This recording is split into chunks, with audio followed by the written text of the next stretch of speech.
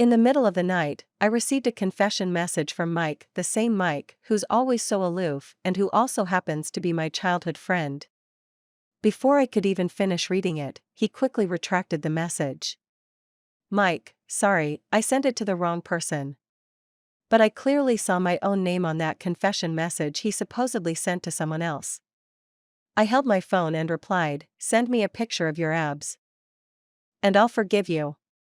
The long-winded confession he sent started with my name. If he really meant to send it to someone else, that's a pretty big mistake. But as soon as I hit send on my reply, regret hit me like a truck. What was I even thinking?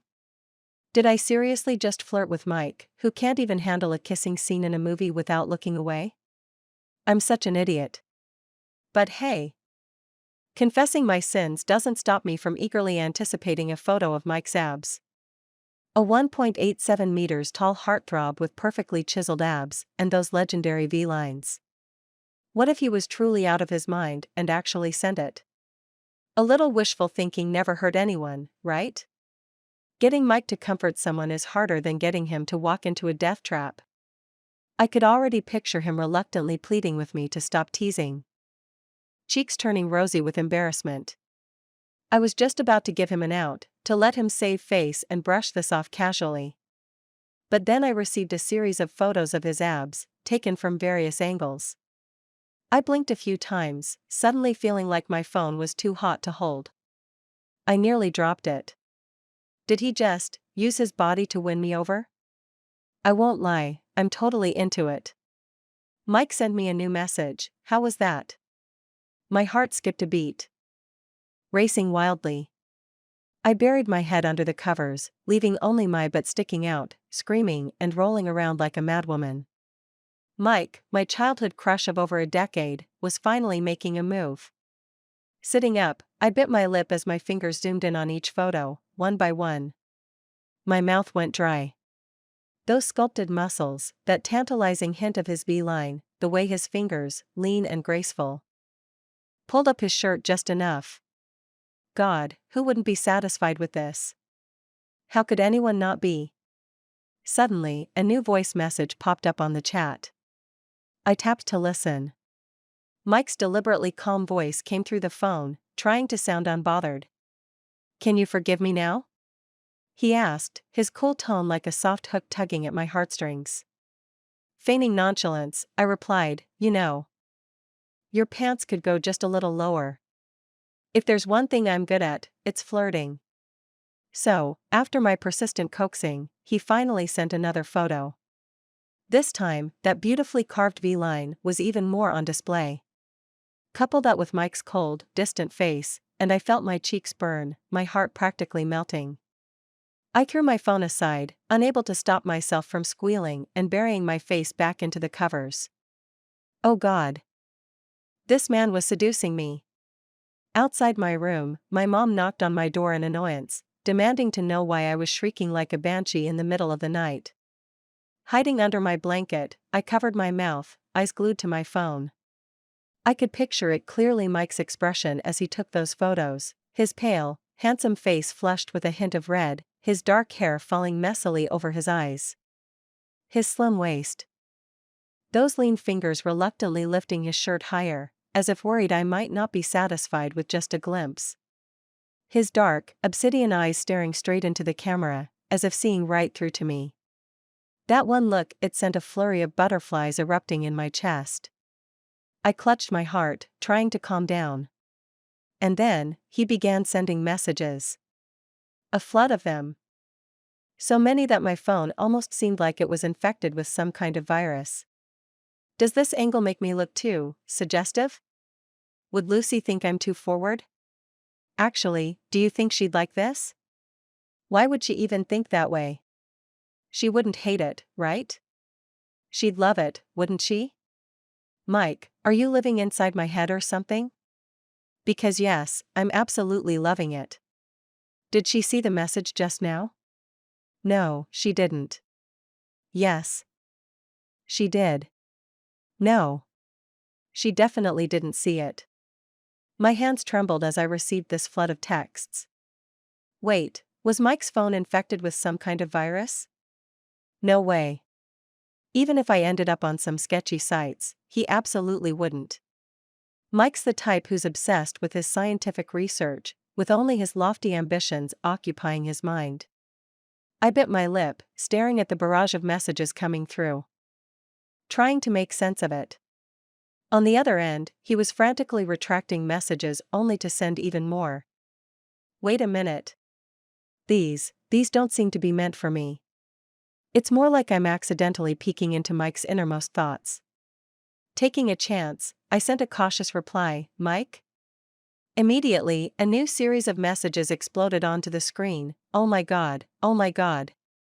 Lucy actually messaged me first. I'm so freaking happy. Why isn't she asleep yet? Does that mean she saw all my thoughts? Crap, she must have realized I've been thinking about her. I knew I shouldn't have linked her phone to the program when I was testing it. But I just wanted an excuse to see her. Am I turning into one of those hopeless romantics? What do I do? This is so embarrassing. Reading this outpouring of thoughts, I couldn't help but wonder.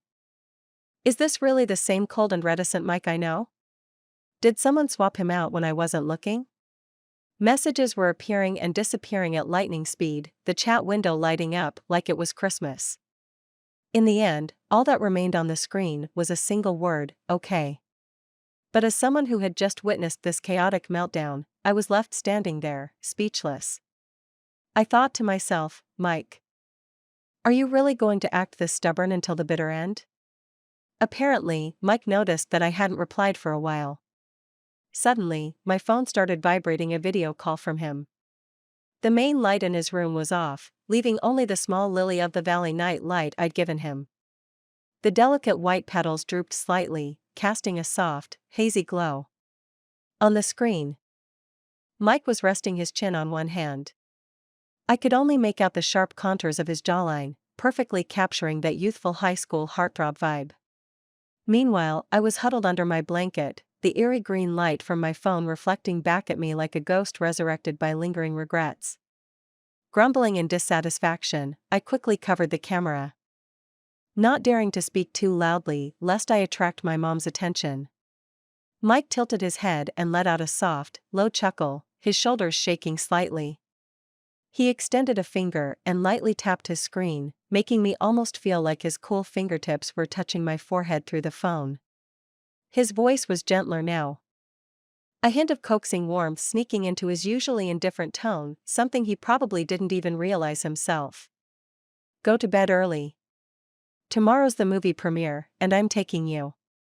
He was referring to that horror movie I'd been eagerly anticipating ever since they first announced production. It's directed by my absolute favorite filmmaker. And then, as if to seal the deal, he added, and no more looking at your phone tonight. I beamed with a grin that stretched from ear to ear, obediently replying that I'd sleep right away. But as soon as the words left my mouth, 2 new messages popped up in the chat window. Don't act all obedient when we both know you never listen. Mike's expression remained calm, his tone as steady and unruffled as always. But beneath that composed facade, I could almost hear the gears in his mind whirring at 100 miles per hour. The cheerful smile I hadn't yet managed to wipe off my face froze instantly. What's with this guy? How could he say I never listen? Seriously, I'm like the most obedient person ever, okay? When Mike was just a young boy beginning to awaken to his feelings, he was already different from everyone else. With his clean-cut, handsome appearance, he easily captured everyone's attention. He was effortlessly good-looking, quiet, and well-behaved. Instead of running around and playing like other boys, he would sit at his desk each day, absorbed in a book. The scent of fresh lavender clung to him year-round. Some girls liked the lively, smooth-talking types, but others preferred someone like him reserved and silent, with a deep, mysterious aura. But back then, I was completely oblivious. I was only interested in being the big boss of the schoolyard. While other girls were busy secretly slipping love letters into his books or brazenly sitting on his desk asking for his number, I was more fascinated by the paper stars he folded from old book pages. Mike was always quiet, with delicate, pretty features. Being confessed to was a regular occurrence for him. After politely turning down one girl's confession, she still lingered around with her friends, unwilling to let it go. I was worried he'd be taken advantage of, so I practically wanted to leash him to my side to keep him safe. For days, he came to school looking drained. A frown permanently etched on his face. It was so bad that I even lost my appetite for my usual 2 extra bowls of rice.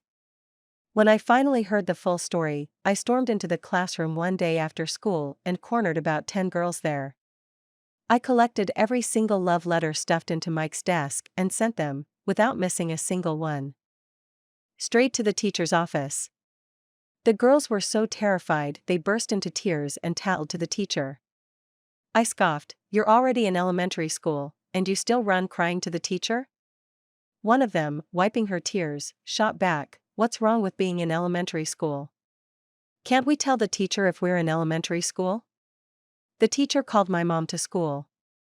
After learning the full story, my mom had to bite her lip so hard to keep from laughing in front of the teacher that her lips turned purple.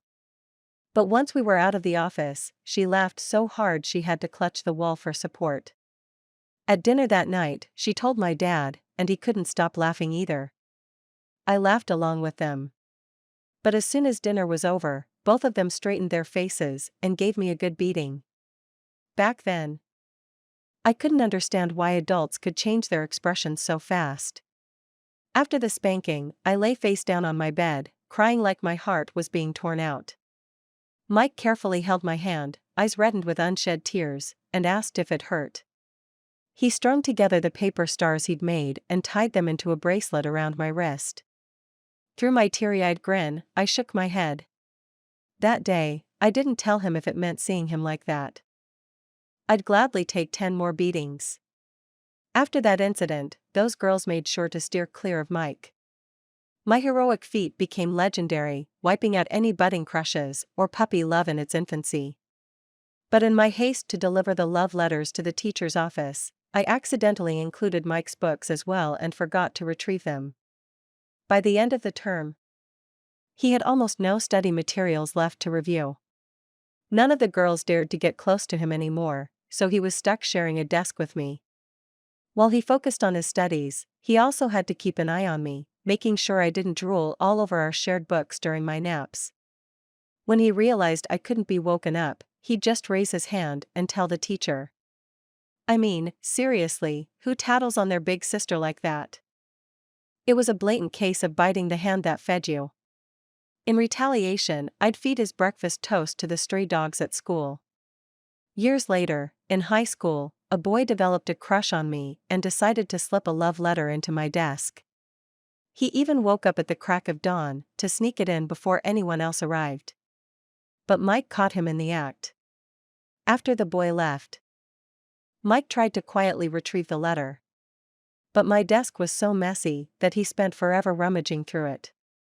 Just as he finally found it, I walked in and caught him red-handed. It was like a scene straight out of a drama. There he was, holding the pink, delicate envelope in his fingers with my name written right on it. I'll never forget the sight of Mike standing there, his pale, elegant fingers gripping the envelope as if he'd just been caught in a crime. My name was pinned between his index and middle fingers, right against his knuckles, making my heart skip a beat. What did I say back then? "Oh Mike, shouldn't you at least ask my mom for permission before making a move on me?" His eyes, usually so serene, were now brimming with panic and embarrassment, his emotions swirling and clashing, ultimately hardening into a look of sheer determination, like he was ready to face death if necessary. When my mom heard about it later, she was over the moon, nodding her head in approval. She said, "All right, I fully support the two of you." I had to admit, Mike had a point. Lying in bed, I stared at the ceiling with laser focus, tossing and turning, unable to sleep. Then came a soft tap on my window. "Lucy, are you asleep?" It was Mike. Outside. Our houses were close, just a street apart. My brain short-circuited, and I instinctively answered, "Yes, I'm asleep." There was an unusual silence on the other side. "Open the window." "No." Alright then, I'll call your mom to let me in. The moment he mentioned my mom, I shot up out of bed, rubbed my eyes, and shuffled to the window in my slippers. I had barely pulled back the curtains when he quickly shoved a small, furry bundle through the window. It was a tiny black puppy, its eyes bright and shiny. The only hint of white was on its 4 little paws, and it was shorter than my arm. You having trouble sleeping? Let Snowball keep you company. With an IQ of 180, that was the best name he could come up with for a dog. The fluffy little thing snuggled into my arms, its cold, wet nose brushing against my palm.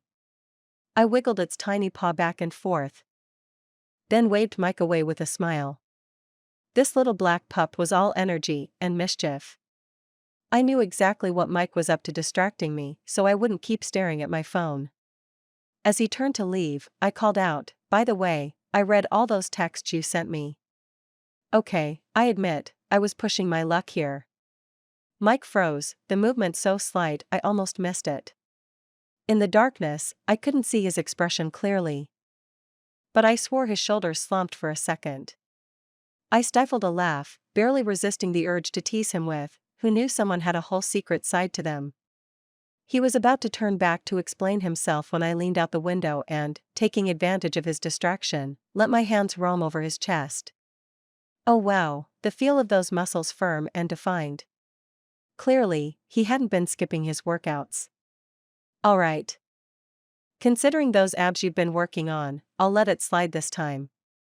That did it, he was panicking now. He clenched his jaw, lowering his voice to a growl. Lucy. But I was quicker. I slammed the window shut, dropped the curtains, and dove back into bed with Snowball. From outside, Mike's wounded gaze was practically burning a hole through the closed window. Snowball, I whispered, petting the puppy, can you believe this guy? If he wants to see me, he should just come in. But no, he's too shy, so he sends you as a decoy. I shared half of my blanket with Snowball and giggled to myself under the covers. The way Mike looked so frustrated and awkward, it was absolutely adorable. I don't know how well Mike slept that night. But as for me? I slept like a baby. Since no one was home, Mike and I took Snowball to the theater. We left the little pup at a pet shop next to the cinema. As the crimson curtains slowly parted, layer by layer, a chill seemed to sweep through the air, sending shivers down my spine. My heart started racing, and I instinctively clutched Mike's arm. On the screen, the female lead was sitting on her bed, applying rouge in front of a mirror while blood dripped steadily onto the floor below. She paused, sensing something was wrong, and bent down to peek under the bed. There was nothing there, so she resumed her grooming. I was completely on edge. Suddenly, a skeletal hand rested on her shoulder. She turned her head, only to see a rotting half-face grinning back at her in the mirror. The camera zoomed in for a terrifying close-up. The theater erupted in screams, yet Mike remained unfazed, his face as composed as ever. Just as I was trying to calm myself down, I felt a pair of small hands grasping my ankle. In that instant, goosebumps covered my skin, and a cold sweat broke out down my back, terror shooting straight up my spine. I screamed, lifting my legs onto Mike's lap in a panic. My phone slipped from my grip, clattering to the ground and leaving a tiny crack on the screen, burying my head in Mike's chest. I clung to him with a death grip, unwilling to let go. Fortunately, everyone around us was too absorbed in the horror unfolding on screen to notice my mini meltdown. Mike wrapped an arm around me, gently patting my head as he whispered, "Lucy?" I trembled as I replied, There was a hand under my seat. It touched me." Before I could finish, a chubby little boy popped up from behind my seat, apologizing profusely. "Sorry, sis. I just wanted to grab my toy truck." Mortified, I waved a hand weakly. "And no worries." Mike leaned down, picked up the toy truck that had ended up at his feet, and handed it back to the kid. He turned to me, his shoulders shaking with silent laughter. Embarrassed, I pinched his waist, my face burning red. After the movie, we picked up Snowball and headed to a toy store to play the claw machine game. The pink pig plushies inside the glass case were irresistibly cute. Snowball wagged his tail excitedly while Mike fed coins into the machine. I pointed at the ones I wanted, and Mike never missed. Each time, the claw skillfully captured the toy and dropped it right into the chute. My eyes sparkled with delight, while the kids watching nearby were practically green with envy. Even the store owner looked heartbroken. Mike had managed to snag all the rarest pink pigs, including 2 of the hardest to get ones. By the time we left the store, the rain had started pouring down hard, slanting in gusts and carrying a sharp chill. Puddles formed one after another on the ground. "Hold the umbrella," Mike said, thrusting it into my hand. But before I could splash through a puddle, he swiftly scooped me up in one arm, holding Snowball in the other. Amidst the pounding rain, I could hear the thunderous beat of a heart. Was it his or mine? The warmth of his body seeped through his soaked shirt, chasing away the cold. Mike's dark hair was plastered to his forehead, droplets clinging to his jawline. At that moment, I couldn't tell if the rapid heartbeat was his or my own. All I knew was my heart was racing. The sound of thunder rumbled ominously outside as the rain continued to pour. The after effects of watching the horror movie earlier weren't too bad, but thanks to that kid's prank, I couldn't shake the feeling that something or someone was hiding under my bed. I couldn't even close my eyes. The house was big and empty, with my parents away. It was just me alone. I was genuinely scared. And to make matters worse, ever since my phone got damaged, the familiar notification sound for his secret thoughts had completely disappeared. It was almost as if it had all been a figment of my imagination. "Can you stay on the line?" I pleaded. "Or, at least, wait until I fall asleep?" Holding the plush pig toy, Mike's long, slender fingers gently patted its head as if comforting me. "Good night, my Lucy. Sleep now, I won't hang up." The way he called me his Lucy made my cheeks flush. I mumbled a quick goodnight and hurriedly turned my phone face down. The room was deathly quiet, the only sound was my own breathing. "Mike?" I whispered. "I'm here," he replied. "I'm scared." "I'm with you," he reassured. His voice was gentle and calm, never showing a hint of impatience. Every response was soft and steady. Mike was always respectful, never crossing any boundaries. Whenever I was home alone, he would only escort me to the doorstep, never stepping inside. He respected all my preferences. Even when I teased him, he'd simply turn red, flustered but never offended. I could ask him countless times to confirm he was still there, and he'd always answer, never once getting annoyed. The affection and tenderness of youth, planted like seeds in the soil of our teenage years, had gradually been nurtured over time. Now, they had grown into a mutual, exclusive fondness, something special that was just ours. On Halloween, a friend of mine opened a haunted house attraction at the amusement park and invited Mike and me to be among the first to check it out. He even sent us 2 free tickets. Standing at the entrance, I tugged on Mike's sleeve. "How about you wait here for me?" I didn't want to waste the tickets. But I also knew Mike's discomfort with haunted houses. His gaze flickered to the red bridal gown hanging at the entrance, and he firmly shook his head. "No way. I'm not letting you go in there alone."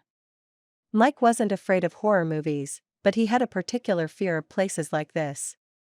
As he once put it, no matter how realistic a movie is, it won't fling a handful of guts right in your face. Honestly, this was partly my fault. The last time I dragged him into a haunted house, we were searching for clues when I accidentally triggered a punishment alarm. Even in the chaos, Mike hadn't forgotten about me. He tried to grab my hand and pull me to safety. But in his panic, he grabbed the wrong person. When he turned back, he realized he was holding on to one of the actors, dressed as a ghost bride. She grinned menacingly, her blood-soaked intestines slapping wetly against his face. Ever since that incident, Mike had developed an irreversible fear of haunted houses. Inside the haunted house, I was busy shaking hands with the actors playing ghosts, having the time of my life. Sis, your vampire fangs are way too realistic. I marveled. Thanks. I'll gift you 2 sets of these fake teeth on your way out, she replied with a grin. Sis, where did you get this fake blood? It looks so real. You can give it a try yourself, she teased. The enthusiastic staff even lent Mike and me 2 vampire costumes. Dressed up as a vampire, I was having a blast. The women's outfit was particularly exquisite, with a professional makeup artist on hand to give me a sultry vampiress look. The men's costume wasn't quite as elaborate, but even in the poorly made outfit, Mike's sharp features still stood out. The black cloak of Count Dracula only added to his cool, otherworldly aura.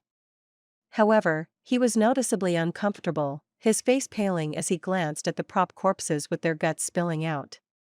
He quickly averted his gaze and scooted closer to me, his hand nervously tugging at my sleeve. Lucy. His voice was trembling slightly. I intertwined my fingers with his, resolute. Don't worry. This time I definitely won't let go of your hand. I truly didn't anticipate just how elaborate this haunted house would be. After circling through it twice, I still hadn't managed to find the way out. Mike, looking both amused and exhausted, finally opened his eyes. Maybe you should let go of me for a moment? He suggested. Nope. I tightened my grip on his hand. I promised I wouldn't let go, so I won't. Lucy, he said softly. Barely holding back his discomfort, Mike pointed out, if you look down just a bit, there are markers on the ground showing the way. I let out an awkward laugh. Why didn't you tell me that earlier? He shrugged nonchalantly. Didn't want to ruin your experience. I almost burst into tears. He was scared out of his mind and yet was still concerned about my experience. I guess he finally spoke up when he realized I was genuinely lost and had no intention of spending the night in a haunted house. As we were leaving, the staff didn't forget to hand me the promised sets of vampire fangs. Much later, as I was flipping through one of Mike's sketchbooks, I stumbled upon a drawing from that day. In the haunted house, he had captured me boldly leading the way, my hand tightly holding his. The golden light he painted seemed to envelop me, making me look fearless and radiant. Beside me, Mike stood with a smile in his eyes, our fingers intertwined, the scene both beautiful and full of warmth. Mike had always dabbled in art, purely as a hobby. But his skills were good enough that his art teacher roped him into tutoring some younger students at the studio. I sat quietly to the side, watching him. He wore silver-framed glasses that rested lightly on his nose, leaning slightly forward as he guided the younger student's hand with his own long fingers, correcting the strokes. I found myself staring at him, utterly captivated. My mind wandered to the abs photo saved on my phone, and before I knew it, my thoughts were drifting further down a dangerous path, becoming all too vivid and clear. Feeling the intensity of my gaze, Mike turned his head, letting out a soft, awkward cough. I snapped out of my reverie, a flush of embarrassment heating up my cheeks. I have to admit, Mike was a harsh instructor, leaving no room for error.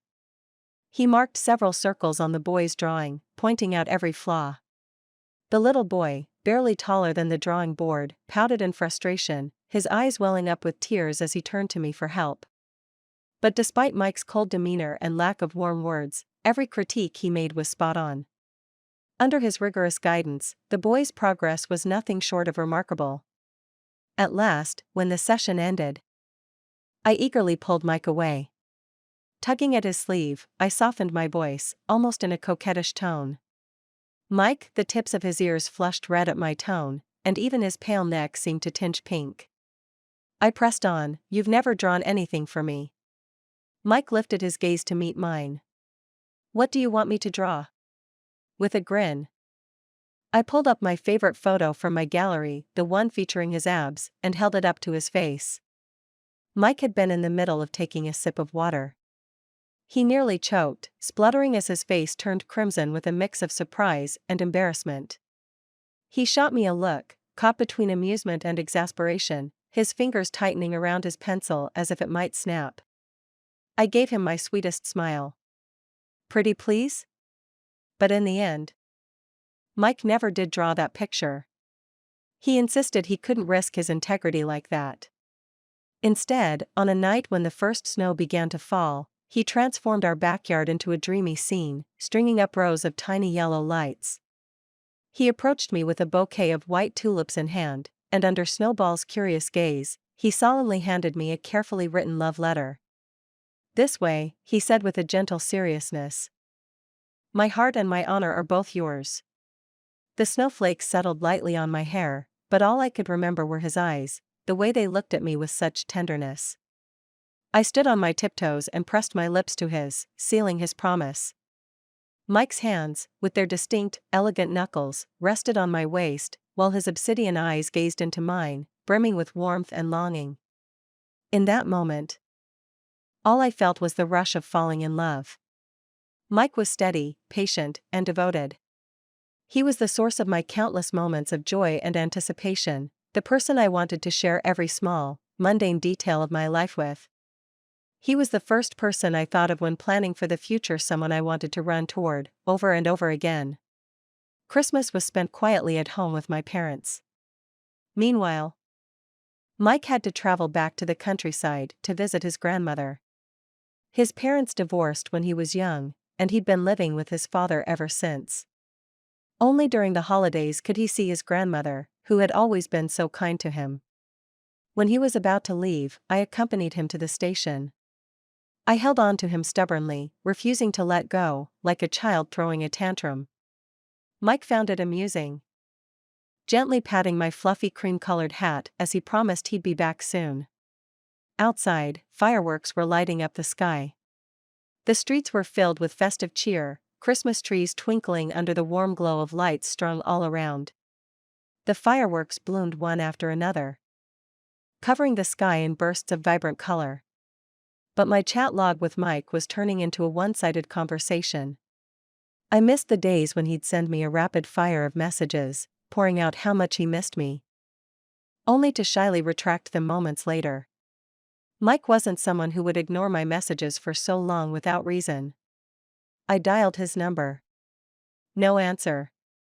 It took a long while before I finally received a reply, 2 short messages that hit me like a punch to the chest. Lucy. My grandmother passed away. My mind went blank. I opened my mouth, but no words came out. Even through the screen, I could almost see him sitting alone on some cold steps, eyes red-rimmed and full of sadness. Mike had always been raised with a strict hand. He'd once dreamed of pursuing art, but his father dismissed it as an impractical path, killing that dream before it even began. He could only hide his sketchbooks under his bed and draw in secret. While both of his parents pressured him, only his grandmother ever truly cherished him. I thought of that kind, gentle old lady who would smile and wave at me whenever I visited, pressing candies into my hands with a wink, thanking me for taking care of her beloved grandson. I couldn't even imagine how devastated Mike must be feeling right now. Frantically, I began typing, "Mike, where are you right now?" The snow outside was coming down heavily, and I couldn't stop myself from imagining the worst. I couldn't just leave Mike alone to deal with this. "Mom, I have to go find Mike," I said. She sighed softly, her voice tinged with pity.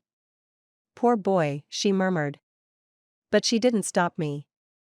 Instead, she helped arrange a car and simply asked me to be careful, to call her when I arrived.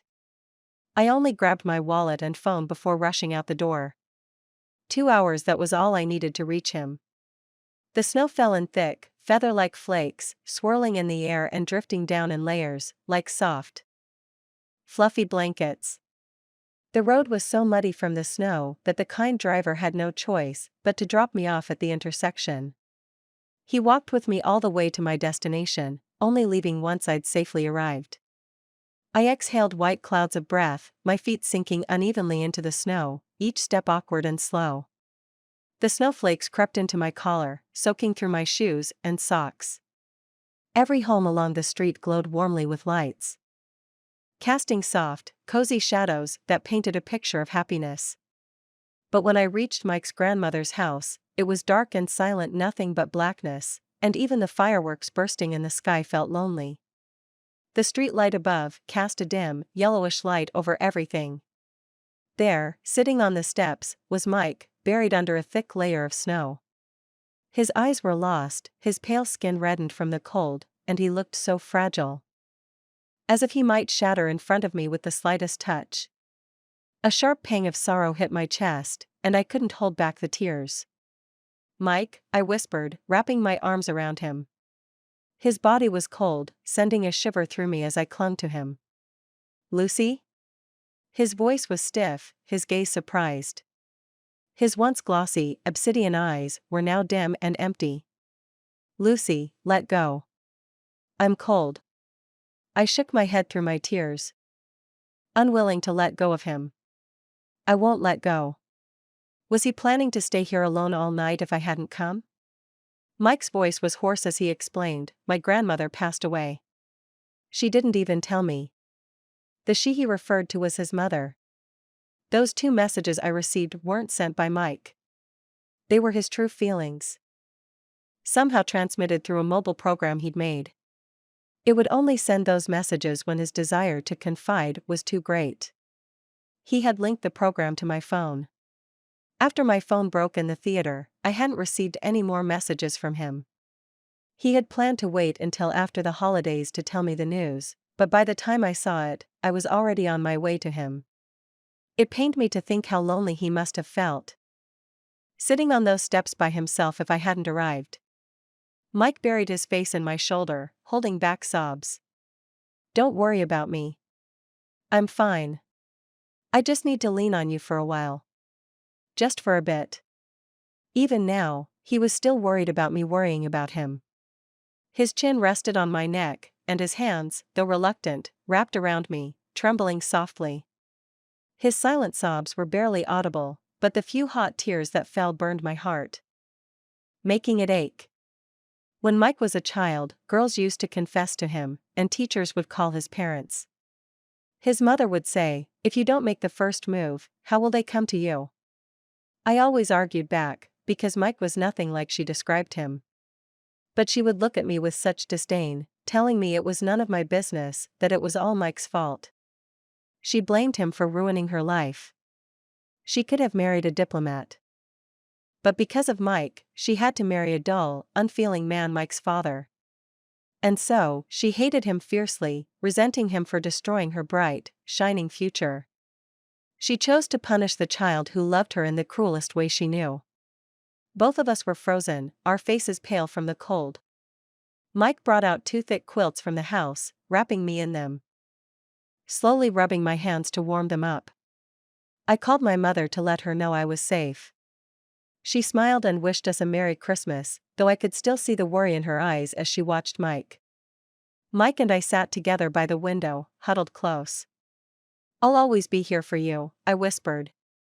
"Until we're old and gray, until we're buried side by side. Nothing, not even death, will ever separate us."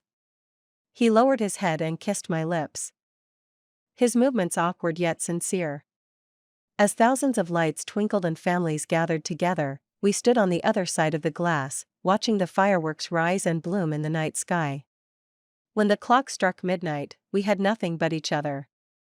In the stillness, in the glow of the fireworks, his voice was soft, carrying the warmth of his love. "Lucy, Merry Christmas." "Merry Christmas, Mike." He took my hand, just as he always had. As dawn broke, when the stars hid away, and the snow weighed down the branches, we were side by side, forever falling in love with each other, over and over again. The end.